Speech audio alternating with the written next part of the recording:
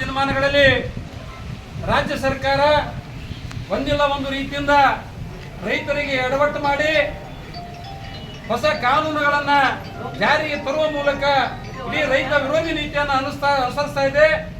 ಈಗೇನು ರಾಜ್ಯ ಸರ್ಕಾರ ಅಂದ್ರೆ ಉಪಮುಖ್ಯಮಂತ್ರಿ ಮೊನ್ನೆ ವಿಧಾನಸಭೆಯ ಅಧಿವೇಶನದಲ್ಲಿ ನಿಲುವಳಿಯನ್ನ ಮಂಡನೆ ಮಾಡಿ ರಾಜ್ಯದ ಏನು ಕಾಲುವೆಗಳದಾವು ಕಾಲುವೆ ಮುಖಾಂತರ ನೀರು ಹರಿಸುವ ಸಂದರ್ಭದಲ್ಲಿ ಒಂದು ವೇಳೆ ರೈತರು ಕೃಷಿಗಾಗಿ ಪಂಪ್ಸೆಟ್ಗಳ ಮೂಲಕ ನೀರನ್ನು ಹರಿಸಿಕೊಂಡ್ರೆ ಅವ್ರ ಮೇಲೆ ಕ್ರಿಮಿನಲ್ ಕೇಸವನ್ನ ಮಾಡಿ 2 ಲಕ್ಷ ರೂಪಾಯಿ ದಂಡ 2 ವರ್ಷ ಸಜಾ ಕೊಡ್ತೀವಿ ಅಂತಕ್ಕಂಥ ಮಾತನ್ನ ಹೇಳಿದ್ದಾರೆ.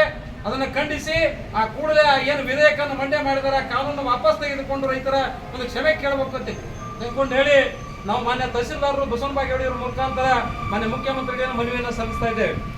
ಮಾನ್ಯ ಮುಖ್ಯಮಂತ್ರಿಗಳು ಕರ್ನಾಟಕ ಸರ್ಕಾರ ವಿಧಾನಸೌಧ ಬೆಂಗಳೂರಿವರೆಗೆ ಮೆರ್ಬಾನ್ ತಹಸೀಲ್ದಾರರು ಬಸವನ ಬಾಗೇವಾಡಿಯವರ ಮುಖಾಂತರ ವಿಷಯ ರಾಜ್ಯದ ರೈತರನ್ನು ಕಳ್ಳರು ಎಂದು ಬಿಂಬಿಸಿದ ಉಪಮುಖ್ಯಮಂತ್ರಿ ಕೂಡಲೇ ರಾಜೀನಾಮೆ ನೀಡಿ ಕಾಯ್ದೆ ಹಿಂಪಡೆಯುವುದು, ರಾಜ್ಯದ ರೈತರ ಕ್ಷಮೆ ಕೇಳುವ ಕುರಿತು ಮಾನ್ಯರೇ ಅಖಂಡ ಕರ್ನಾಟಕ ರೈತ ಸಂಘದ ವತಿಯಿಂದ ಮಾನ್ಯ ಮುಖ್ಯಮಂತ್ರಿಗಳಿಗೆ ಒತ್ತಾಯಪಡಿಸುವುದೆಂದರೆ ರಾಜ್ಯದ ರೈತರು ಕಾಲುವೆಗಳಿಗೆ ನೀರು ಹರಿಸುವ ಸಂದರ್ಭದಲ್ಲಿ ಬೆಳೆಗಳಿಗೆ ನೀರು ಉಳಿಸಲು ಮೋಟರ್ಗಳನ್ನು ಹಂಚಿದರೆ ಅಂತಹ ರೈತರ ವಿರುದ್ಧ ಕ್ರಿಮಿನಲ್ ಪ್ರಕರಣ ದಾಖಲಿಸಿ 2 ವರ್ಷಗಳವರೆಗೆ ಜೈಲು ಶಿಕ್ಷೆ ವಿಧಿಸುವ ಮತ್ತು 2 ಲಕ್ಷ ರೂಪಾಯಿಗಳ ದಂಡವನ್ನು ವಿಧಿಸುವ ವಿಧೇಯಕ ಮಂಡನೆ ಮಾಡುವ ಮೂಲಕ ರಾಜ್ಯದ ರೈತರನ್ನು ಮೂಲೆ ಗುಂಪು ಮಾಡಲು ಸರ್ಕಾರ ಹೊರಟಿದೆ.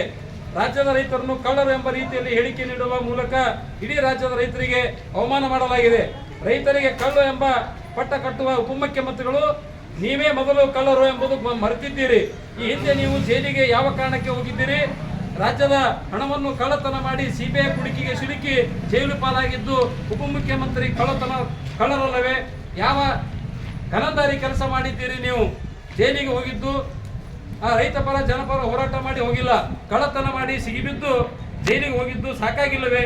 ಮೊದಲು ನೀವು ಕಳ್ಳರೆಂಬುದನ್ನು ನೀವೇ ಆತ್ಮಾವಲೋಕನ ಮಾಡಿಕೊಂಡು ಬಾಯಿ ಹಿಡಿದುಕೊಂಡು ಮಾತನಾಡಿರಿ. ನೀರನ್ನು ಕಳ್ಳತನ ಮಾಡಿದರೆ ದಂಡ ಹಾಕು, ಜೈಲು ಶಿಕ್ಷೆ ಎಂದು ಹೇಳಿದ ನೀವು ಆಂಧ್ರ ಪ್ರದೇಶಕ್ಕೆ ನೀರು ಮಾರಿಕೊಳ್ಳುತ್ತಿದ್ದೀರಿ.